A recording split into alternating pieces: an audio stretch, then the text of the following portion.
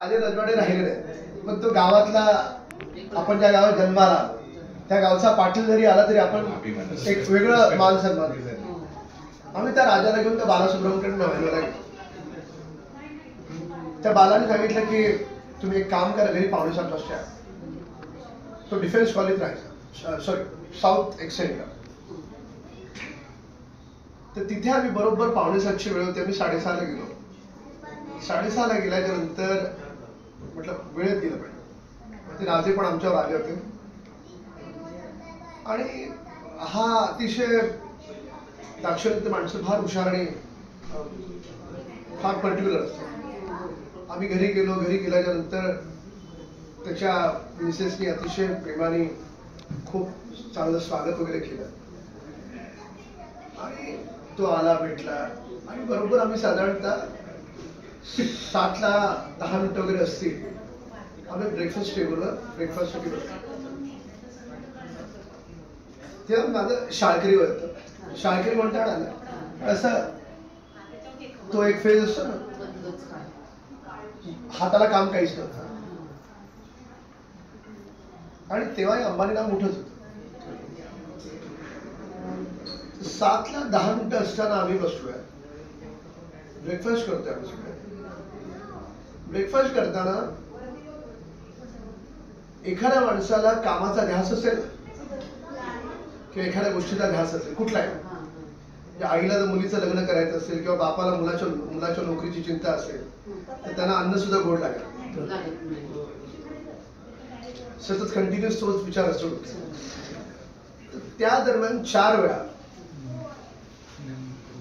सुद्धा तो ब्रेकफास्ट करता करता असं साईडला गेला, साईडला जाऊन आणि जनरली त्यांचेच फोन.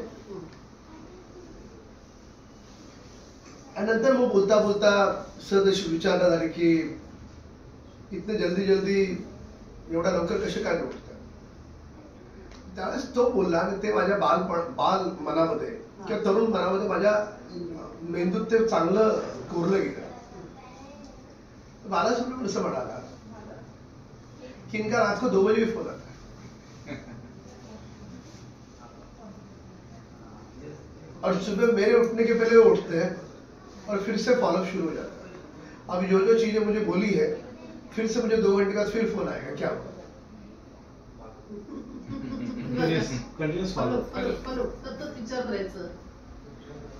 त्या शेट्टीकडे त्यांच्या घरातलं काय अजून पण 2-3 गोष्टी. तो म्हणतो की रिलायन्सचं कुठलं काम घेतलं तर एका गोष्टीसाठी किमान 4 ते 5 वेगवेगळ्या लोकांचा फॉलोसाठी फोन येतो.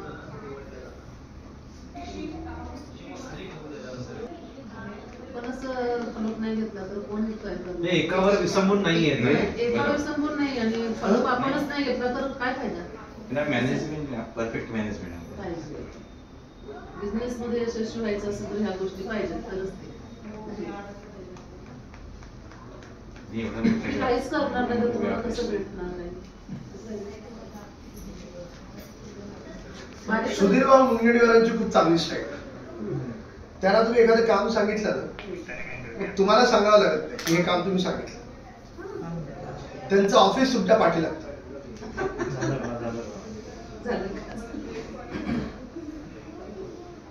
सुधीरभाऊंची मस्त स्टाईल.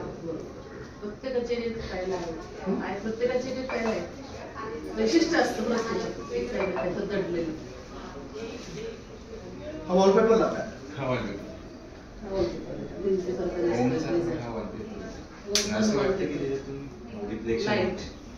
तो कलर त्यांनी खूप चांगला मारला. त्यांनी पण मारला ग्लासच दिसते ना.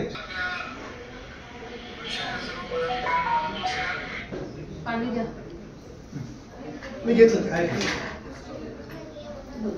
सर. अजून बराच वेळ आहे बघायचं कसं. या लाडकी बहीणमुळे खूप फायदा